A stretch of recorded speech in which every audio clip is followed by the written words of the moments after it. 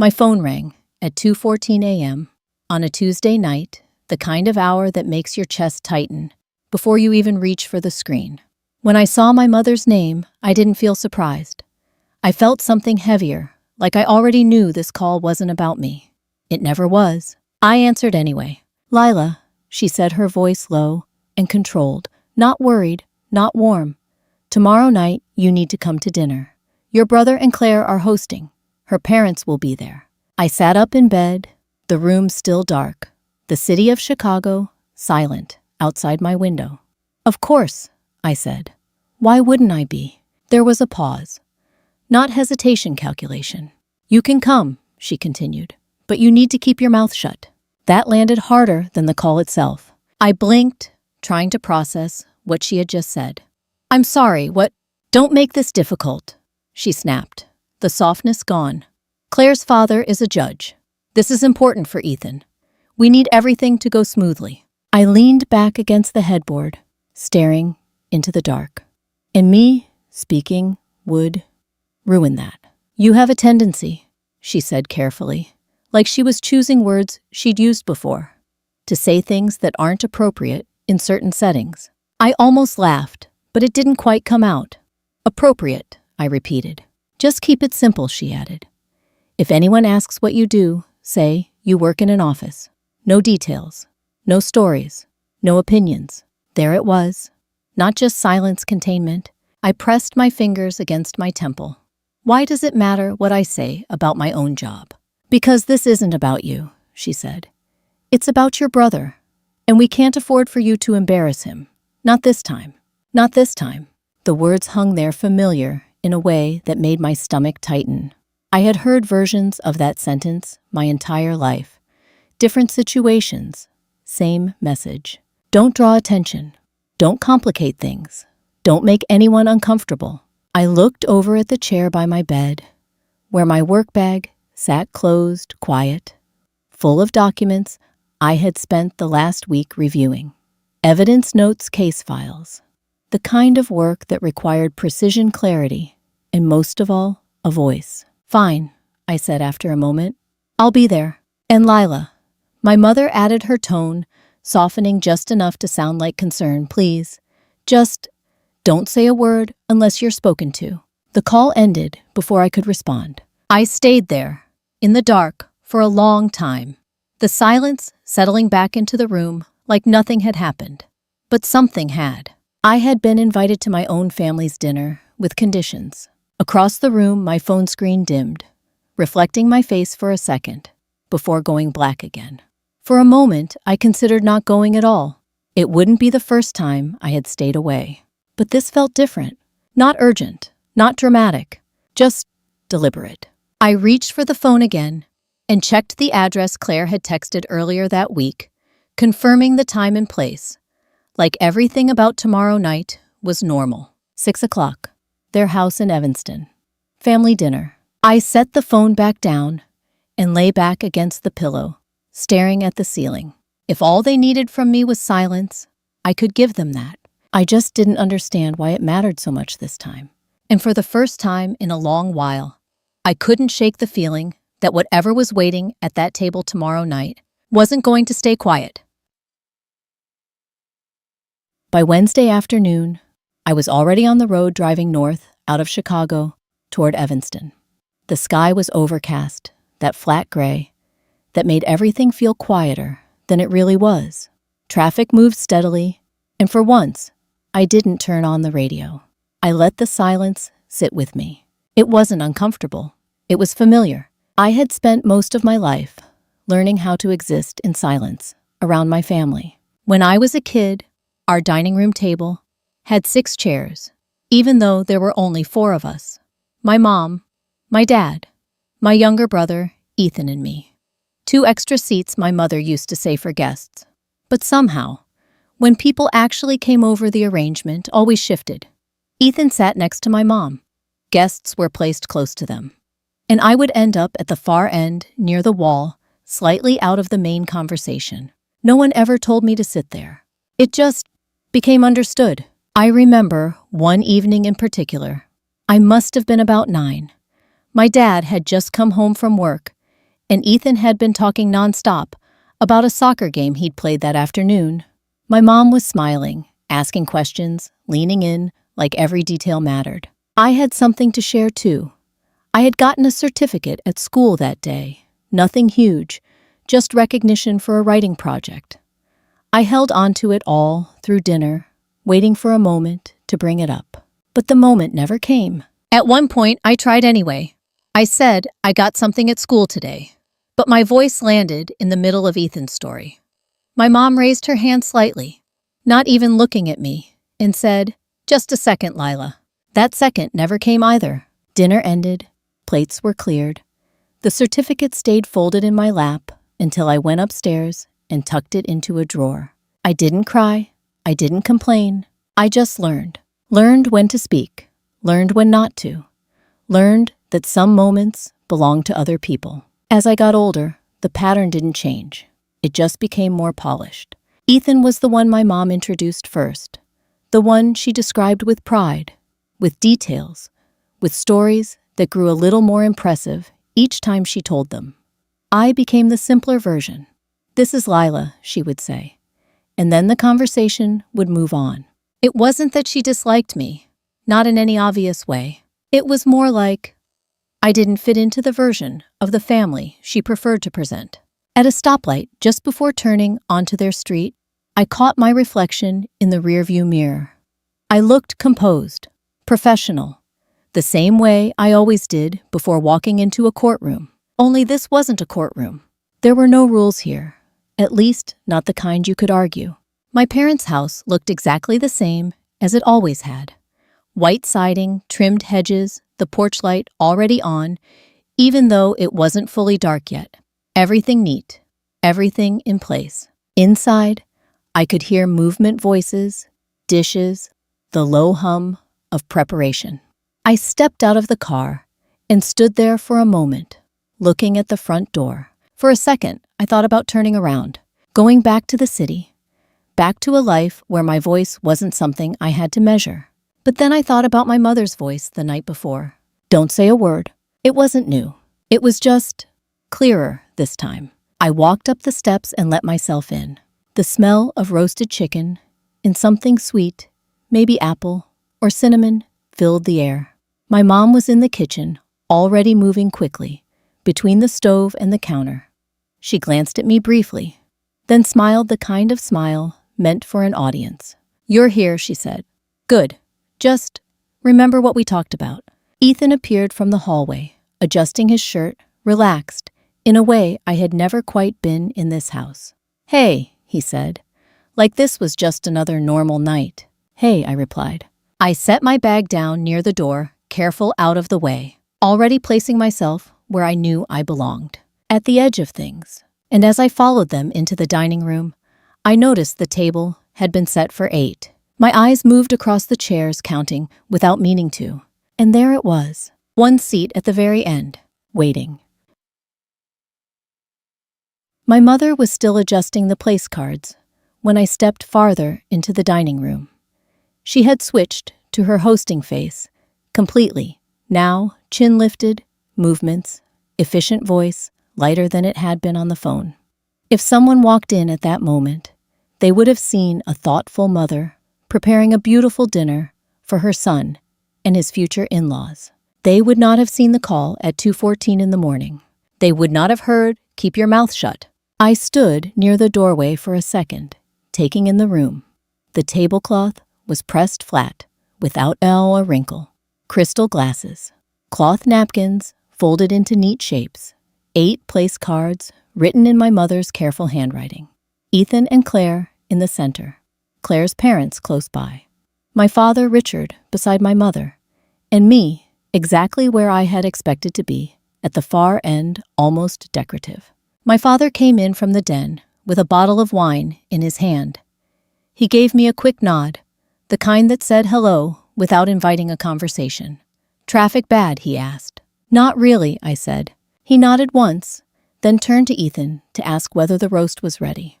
That was my father's way. He rarely added to the pressure in the room, but he never interrupted it either. He had spent most of my life standing just outside, Whatever hurt was happening close enough to witness it, never close enough to stop it. I looked down at the bag I had left by the door. Inside were the papers I had meant to review later that night after dinner. A legal pad with notes, a folder clipped neatly shut. My laptop. Nothing dramatic, just work. Ordinary to me. Apparently dangerous to my family. I almost smiled at that. Not because it was funny, because it was exhausting. For years, my mother had told people I worked in administration. Sometimes it was for a firm. Sometimes it was downtown. Always vague. Always tidy. She never said I handled complex litigation. Never said I sat through depositions, negotiated settlements, or spent long days preparing arguments that other people's lives sometimes depended on. She trimmed my life down to something smaller, easier, less threatening. I had stopped correcting her a long time ago. At first, when I was younger, I used to think she was just confused by the details. Legal work can sound abstract if you're not around it, but confusion has a different texture than avoidance. Confusion asks questions. Avoidance changes the subject. And my mother was very good at changing the subject. The first time I understood that clearly was 3 years ago at a church fundraiser in Glenview. One of her friends had asked where I was working, and before I could answer, my mother had smiled and said, "Oh, Lila's in office support now. She's very organized." I remember standing there, holding a paper plate with a slice of pound cake on it, waiting for her to laugh and correct herself. She never did. Later in the parking lot, I asked her why she said that. Her answer had come fast, like she had been carrying it for years. People don't need the whole story. That sentence stayed with me. Not because it was cruel, because it was precise. People don't need the whole story. In my mother's world, truth was something you edited for presentation. I heard footsteps behind me and turned. Ethan had changed into a navy blazer and looked pleased with himself in a soft, practiced way. "Mom's a little keyed up," he said, glancing toward the kitchen. "Claire's dad is kind of a big deal." I looked at him. I gathered. He gave a quick smile, but it didn't quite reach his eyes. "Just maybe keep things light tonight, okay?" There it was again. Not a request to be kind, not a request to help, a request to be smaller. He said it casually, like this was common sense. Like everyone in the room had already agreed on who I needed to be before I had even arrived. I looked past him to the table again, to the place card, with my name at the end. Then I thought about the folder in my bag by the door, about the pages inside with my name printed cleanly across the top, about the life I had built in rooms where no one asked me to disappear. I wasn't angry yet, not fully, but for the first time, the gap between who I was and who my family needed me to be felt less like a misunderstanding and more like evidence. And evidence, once you notice, it has a way of refusing to stay invisible. The doorbell rang. Everyone in the house seemed to straighten at once. My mother smoothed the front of her dress. Ethan adjusted his cuffs, and I stayed where I was for half a second longer than anyone else. Then I watched my mother move toward the door with that polished smile already in place. Whatever story she was about to tell tonight, it had already started before the first guest walked in. The door opened and Claire stepped in first. She was smaller than I expected, with a calm kind of presence that didn't try to fill the room, but somehow held its shape anyway. Her coat was still buttoned, her hair slightly wind-touched from outside. She smiled the moment she saw my mother, warm and immediate, like she hadn't rehearsed it.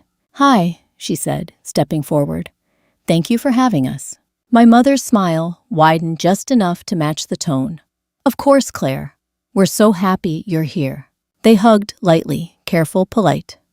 The kind of contact that looked genuine from a distance. Claire turned, then her eyes moving across the room until they landed on me. There was no hesitation in her expression, no quick judgment or dismissal. Just curiosity. "You must be Lila," she said, stepping closer. "Ethan's told me about you." I nodded. "Yeah, it's nice to meet you." It was a simple exchange, but something about it felt different. She looked at me like I belonged in the conversation, not like I was an afterthought to it. "Did you drive up from the city?" she asked. "I did," I said.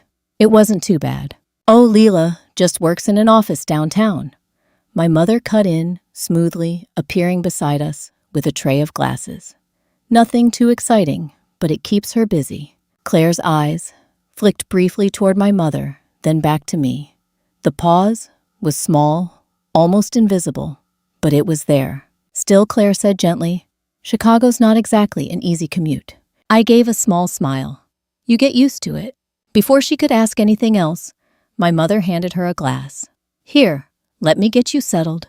Your parents should be here any minute." Claire nodded, but I caught the way her attention lingered for half a second longer, like she was trying to place something that didn't quite add up. It passed quickly. Things like that always did.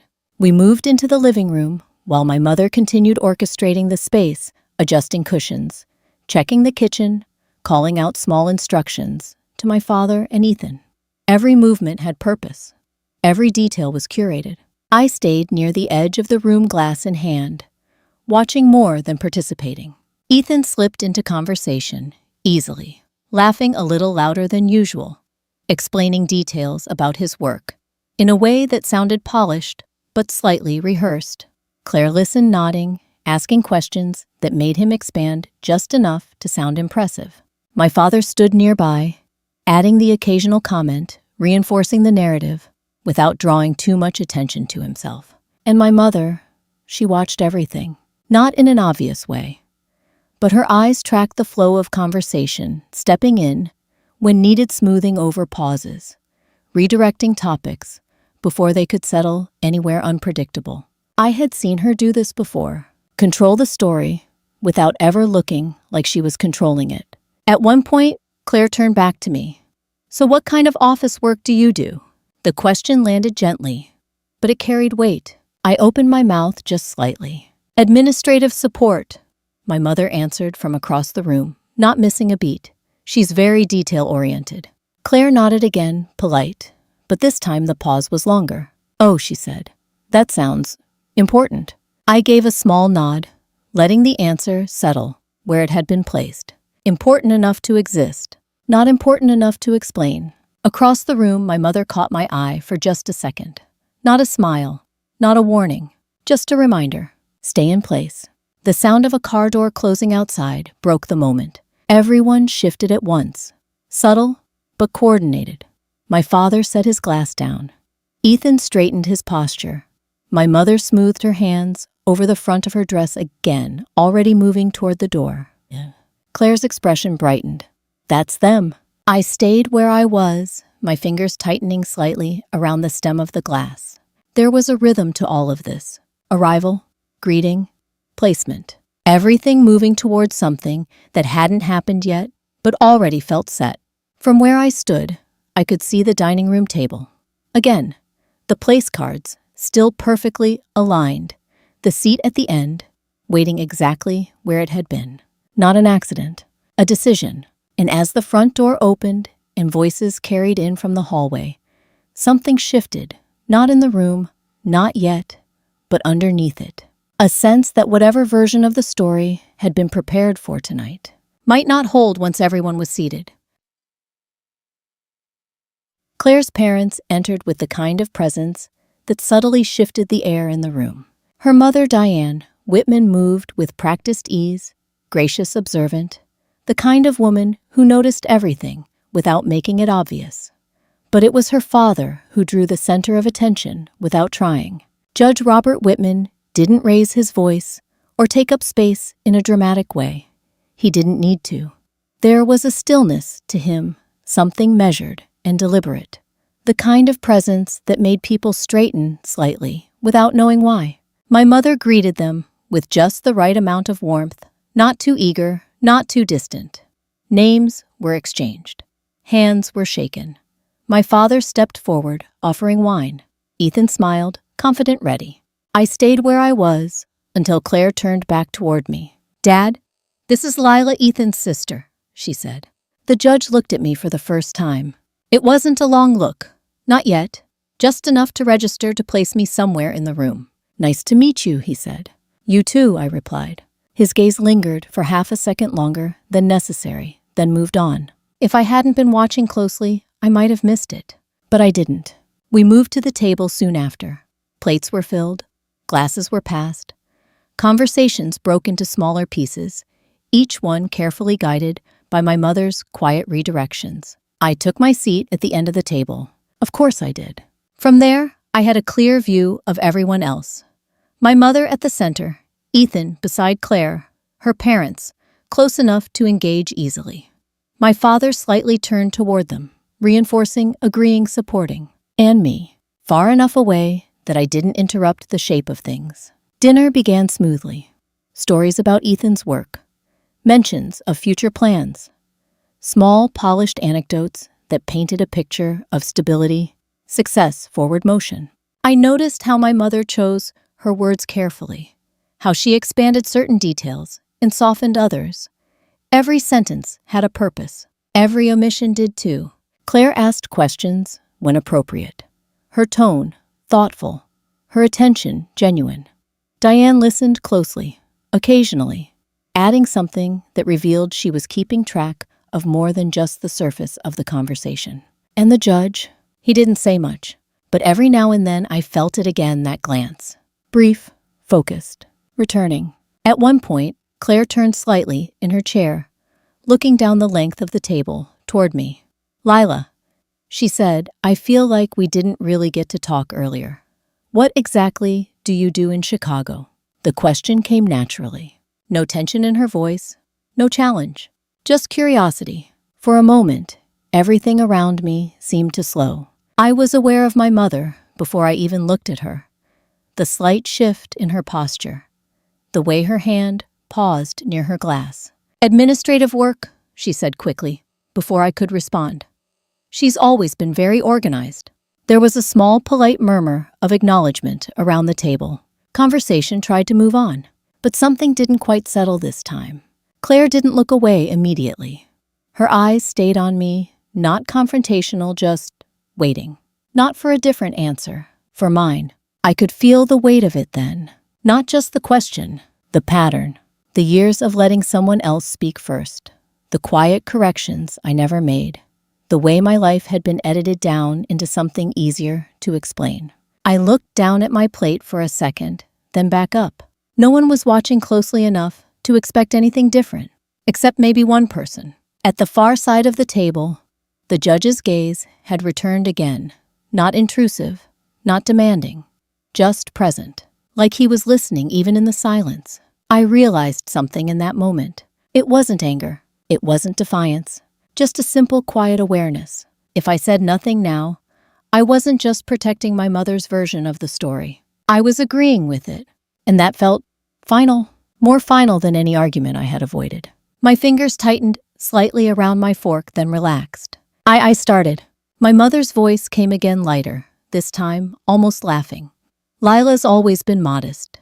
She doesn't like to talk about herself." There were soft smiles around the table. Understanding. Acceptance. The moment was closing. I could feel it. The familiar path. Let it pass. Keep things easy. Stay out of the way. I took a breath. Not deep, not dramatic. Just enough. And for the first time that night, I didn't let the silence settle for me. "I work in litigation," I said. The words came out steady. Not loud, not dramatic, just present. For a moment, no one reacted.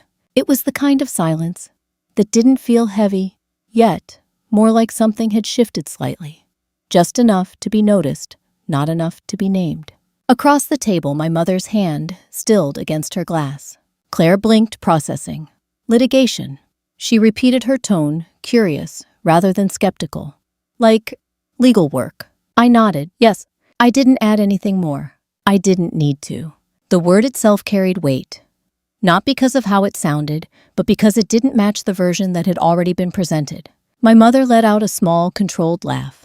"Oh, Lila always makes it sound more complicated than it is," she said lightly. "She helps with paperwork. It's more administrative than anything." There it was. Not denial exactly. Adjustment. A careful reshaping of what had just been said. I could feel everyone at the table recalibrating, trying to fit this new piece of information into the story they had already accepted. Ethan shifted in his seat, his smile tightening just a little. "Yeah," he added, glancing toward Claire. "Lila's always been detail-oriented. The same word, the same reduction." I looked down at my plate for a second, then back up, not at my mother this time, but at Claire. "I work on active cases," I said, still calm. "Mostly civil, sometimes federal." The word federal didn't land loudly, but it didn't disappear either. This time, the silence held longer. Not awkward, just attentive. Diane Whitman set her fork down gently. "That sounds like a demanding field," she said. Not a challenge, not a dismissal, just an observation that carried a quiet acknowledgement. "It can be," I replied. Across from her, Judge Whitman hadn't moved much, but I noticed something shift in his posture, slight, almost imperceptible. His focus had sharpened. My mother stepped in again, quicker now. "Lila works very hard, but she prefers to keep things simple," she said, her voice still smooth, but tighter, underneath. "We've always taught our children not to make things about themselves." The sentence landed differently. It wasn't about my job anymore. It was about control. I could feel it now. Not just the pattern, but the resistance to breaking it. I rested my hands lightly on the edge of the table. Not gripping, not defensive, just steady. "I don't usually talk about it," I said. That part is true. It was the first thing I had said all night that aligned with my mother's version. She relaxed just slightly. Then I added, "But that doesn't mean it isn't important." The shift this time was unmistakable. It didn't explode. It didn't disrupt the evening in any obvious way, but something underneath it cracked. Ethan cleared his throat, reaching for his glass. "So, Claire," he said, a little too quickly, "did you get a chance to look at that venue we talked about?" He was redirecting. Of course he was. Claire glanced at him, then back at me, just for a second. Not long enough to challenge, long enough to register. "I did," she said, turning back into the conversation. The moment moved on, or at least it pretended to. Dinner continued. Plates were passed. Conversations resumed. My mother regained her rhythm, guiding topics back into familiar, safer territory. But it wasn't the same, not completely, because now there was a difference between what had been said and what had been corrected. And once that difference exists, it doesn't go away. I noticed it in the way Diane asked more precise questions, in the way Claire paused before accepting answers, in the way Ethan spoke just a little more carefully, as if aware that the room was listening differently now. And the judge, he still hadn't said much, but I felt it again. That attention, not constant, not obvious, just returning, like he was holding on to something, not ready to place it yet, but not letting it go either. I picked up my glass, taking a small sip, my hand steady. This wasn't confrontation, not yet, but it wasn't silence anymore either. And somewhere between those two things, the story that had been carefully built over years had started to shift. Not collapse, not unravel, just move, enough to make it unstable, enough that whatever came next wouldn't fit back into the same shape. At the far end of the table, I caught my mother watching me again. This time there was no softness in her expression, just calculation, and something else, concern. Dinner moved forward, but it no longer flowed the same way. There were pauses now, small ones, easy to miss if you weren't paying attention. But I was. Plates were cleared, replaced with dessert, something my mother had clearly spent hours preparing. Apple tart, neatly sliced, each portion placed carefully in front of us, like the evening could still be restored through precision. It couldn't. Ethan tried to carry the conversation, filling in the quiet spaces with plans, venues, timelines, future expansions at work. His voice stayed confident, but it no longer anchored the room the way it had earlier. Claire listened, but differently now. More selective, less automatic. Diane asked fewer questions, but the ones she did ask were sharper, more grounded. She wasn't following the narrative anymore. She was testing it. And my mother, she adjusted. She smiled more, redirected faster, laughed at things that didn't quite land. Her attention moved constantly, like she was trying to keep every piece of the evening from slipping out of place. But there was one thing she couldn't redirect. Him, Judge Whitman, had been quiet through most of dinner, but not absent. His silence wasn't passive. It was deliberate, observing, sorting. And now, as dessert plates settled and conversation slowed naturally, he finally moved. He stood. It wasn't abrupt. It wasn't dramatic. But it changed the room. My mother straightened immediately, her smile returning to full form. Ethan turned his attention toward him. Claire looked up expectant. To family, the judge began lifting his glass slightly. His voice was calm, measured. To trust, and to the kind of honesty that holds things together over time. It sounded like a standard toast, something you could nod through without thinking too much about. But he didn't sit back down. Instead, he took a step away from his chair.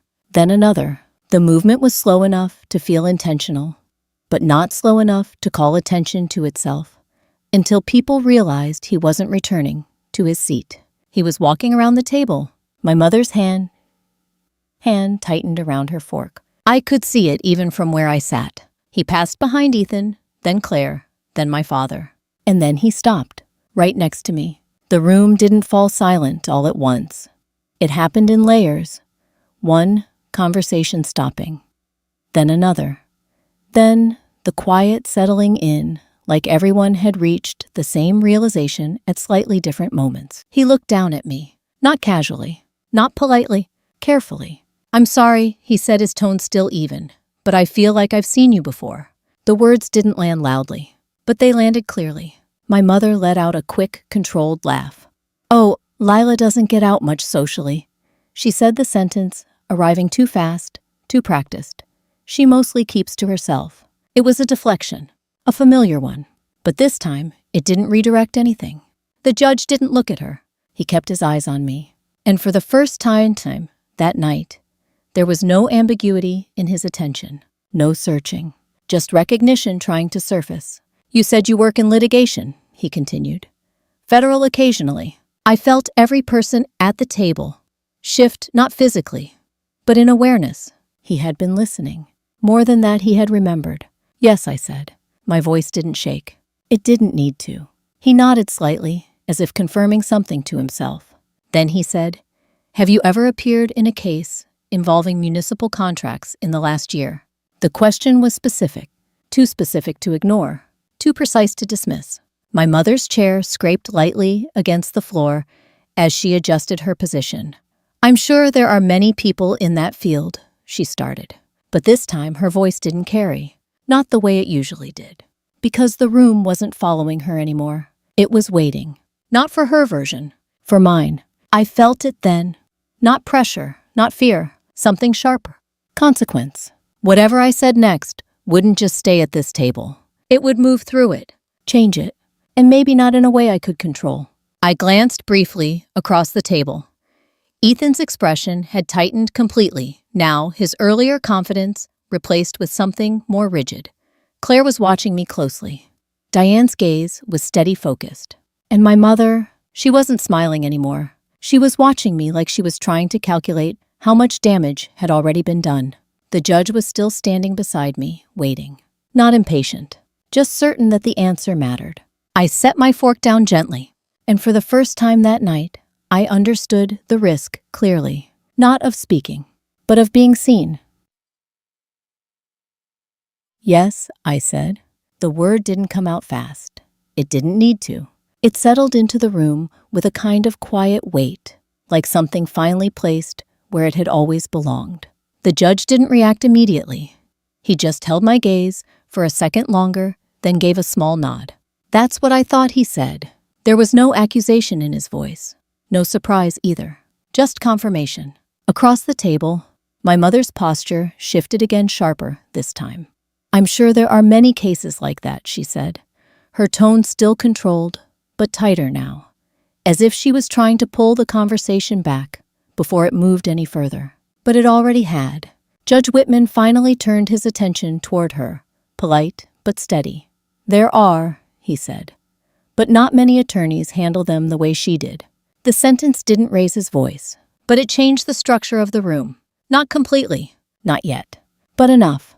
Claire's eyes widened slightly as she looked between us. "Wait," she said, leaning forward just a little. "You've worked together before." The question wasn't directed at my mother anymore. It was directed at him, and for the first time, that evening, the narrative had shifted outside my mother's control. In a manner of speaking, he replied. "She argued a motion in my courtroom last spring. It was precise." He paused for a fraction of a second. "Unusually so. I didn't move. Didn't add anything. I didn't need to fill the space this time. Because the space was already working." Ethan set his glass down harder than necessary. The sound wasn't loud, but it cut through the quiet. Lila never mentioned that, he said, forcing a small laugh. "She's always been pretty private." Private. That word again. But it sounded different now. Less like a description. More like a defense. Diane looked at me directly, her expression thoughtful. "That's not something people usually forget to mention," she said. It wasn't a challenge. But it wasn't neutral either. My mother stepped in quickly. "Lila prefers to keep things modest," she said. "We've always valued humility in this family." The sentence came out smooth, but I could hear the strain underneath it now. Humility, another word that had always meant something specific in this house. Stay quiet, stay small, stay manageable. I felt the shift inside myself again, but this time, it wasn't just awareness, it was control. I understood something now that I hadn't fully seen before. This wasn't about correcting a misunderstanding. It was about deciding which version of the story was allowed to exist, and more importantly, who got to tell it. I glanced briefly at the end of the table, at the place where I had been sitting all evening, then back at the center where everyone else was. The distance between those 2 points didn't feel as fixed as it had earlier. "Most of my work is confidential," I said calmly. "So I don't usually bring it into family conversations." That was true. It also wasn't the whole truth. And that difference mattered, because now I wasn't contradicting my mother directly. I was stepping just far enough outside her version that it couldn't contain me anymore. Judge Whitman gave a slight nod, as if acknowledging the line I had drawn. "That makes sense," he said. Claire looked at me again, this time with something closer to recognition than curiosity. "What kind of cases do you usually handle?" she asked. The question came softer now, but it carried more weight. I paused, not because I didn't have an answer, but because I was choosing how much of it to give. Not everything, not yet. "Mostly disputes that affect how decisions get made," I said. "Contracts, oversight, accountability." I didn't say more. I didn't need to. The words were simple, but they didn't fit inside the version that had been presented earlier. And now everyone at the table could feel that. No one spoke for a moment, not because they didn't know what to say, because they were adjusting, recalculating, trying to understand how much of what they had heard earlier still held. Across the table, my mother's expression had changed again, less composed, more focused, like she was realizing that this wasn't something she could smooth over with a few well-placed sentences. This was something that had already moved beyond her. I picked up my glass steady. I hadn't taken control of the room. Not fully, but I had taken control of something else, the direction. And for the first time that night, the story wasn't moving away from me. It was moving towards something I understood how to handle. Claire was still looking at me when she asked the question that finally broke the last piece of the evening open. "So what exactly does Ethan do?" No one answered right away. It should have been a simple question. The kind families answer easily without thought. But the silence that followed told the truth before anyone at the table did. Ethan gave a short laugh, too quick, too thin. "I'm in automotive sales," he said. "Management track, basically." My mother leaned in almost at once. "He's being modest," she said, smiling too brightly. "He's done incredibly well. Everyone at the dealership depends on him." Claire didn't smile back. She was still watching Ethan. "Management track?" she repeated. "That's not what you told me." The room tightened. Not loudly, not all at once, just enough that every small sound began to stand out. The clink of a spoon against porcelain, the low hum of the refrigerator from the kitchen, the faint scrape of my father shifting in his chair. Ethan's face changed first. Not dramatically, just a loss of ease. The practiced confidence he had been wearing all evening pulled back, revealing something younger underneath it, less polished, less certain. I said, "I was moving up," he replied. "I didn't think we needed to get into every detail over dinner." Claire turned slightly toward her father, then back to Ethan. "You said you were overseeing operations." My mother let out another little laugh, but no one followed it. Well, that's basically what he meant. People describe things differently. Diane set her napkin down beside her plate. Not usually that differently. No one looked at me then, but I could feel the shift in the room clearly. It was no longer about me speaking out of turn. It was about the shape of the entire evening. The polished version. The careful editing. The assumption that everyone would politely accept what they were given. Judge Whitman returned to his seat, but he didn't break the tension by speaking. He didn't need to. The weight of what he had already confirmed was still sitting at the table with us. Claire's voice stayed calm, which somehow made it harder to escape. Why was I told one thing about Lila and something else about Ethan? That was the question. Not loud, not emotional, but impossible to smooth over. My mother straightened in her chair. "No one lied to you," she said.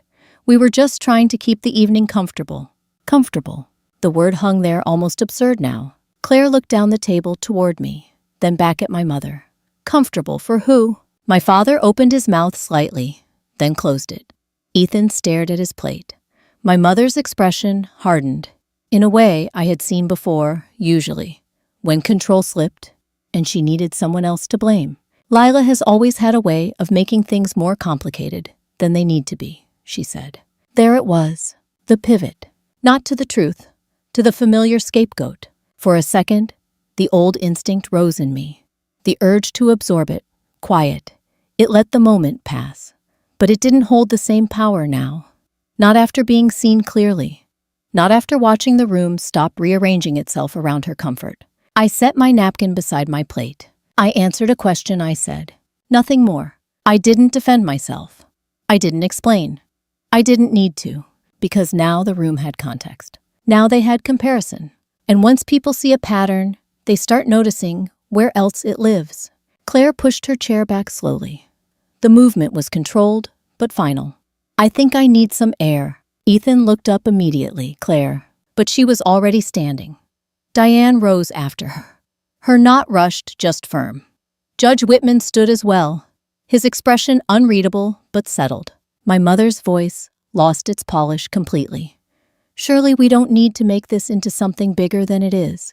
Judge Whitman looked at her then. Not harshly.